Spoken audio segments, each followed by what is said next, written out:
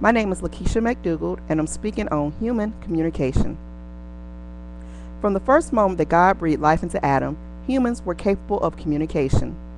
It is unknown whether God and Adam communicated through verbal communication or an internal conversation spoken in the spirit. God commanded Adam to communicate with the creatures on the earth. Adam gave names to every beast of the field and bird in the air. As God watched the anticipation of penguin dads and babies while waiting anxiously for the mother penguin to return from hunting, he realized Adam's isolation. There was no one else like him. And as he observed the lioness relate to the rest of the pride by roaring to let them know that a prey had been caught, God said within himself, "It is not good for man to be alone. I will make a helpmeet for him." God undoubtedly realized the need for communication between humans. According to Webster's dictionary, human communication is the process by which information is exchanged between individuals through a common system of symbols, signs, or behavior. The World Summit on the Information Society's Geneva Declaration of Principles states, "Communication is a fundamental social process, a basic human need, and the foundation of all social organization." Through pictures, speaking, or writing, humans have continuously developed ways to help themselves hear and be heard. Since the beginning of time, humans have used technology to satisfy this basic human need.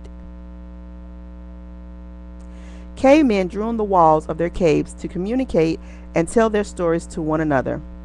They would draw pictures to tell about victories in battles, dangers in hunting, and other events of daily life. These drawings preserved their place in history and gave us insight into how our ancestors lived. Unfortunately, these drawings could only speak to those that had access to the caves. A way to send information to a wider audience needed to be invented. Our ancestors used music and storytelling as a medium to spread the word from place to place. Elders or designated storytellers would meet to exchange information. As they sung or recited tales, they passed along news to the people. These stories reminded the relatives of the past and instilled a sense of culture into future generations.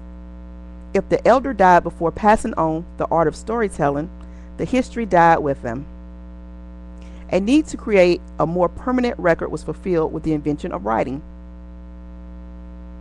The first writings, or cuneiform, were pictures that were carved into clay tablets. Later, paper was created from dried reeds, which made the transportation of communication by foot and horseback riding easier. These writings were later bound into books. As people began to stray beyond the bounds of known territory, telephones were invented to speak to people at long distances. Over time, great advances have been made in human communication. We no longer draw on cave walls to document history. When you want to freeze a moment in time, you now have the ability to take a digital photograph, change the background, and email it to everyone you've ever met. You no longer have to listen to your grandma's exaggerated stories about how bad times were during the Great Depression. You can simply Google the subject and send your grandma a picture of a chicken in every pot while holding a conversation with her on your iPhone. Instead of using pen and paper to journal your horrific week at a workshop, you can blog about it on MySpace, record a video on YouTube, or Gmail a survey to your entire inbox to log a poll of people that hate workshops more than you. Whether it's the need to stay closer to the ones you love in an ever-changing world, or the urge to leave your mark in this world after you're long gone, humans will continue to find or create ways to fulfill their need to communicate with one another.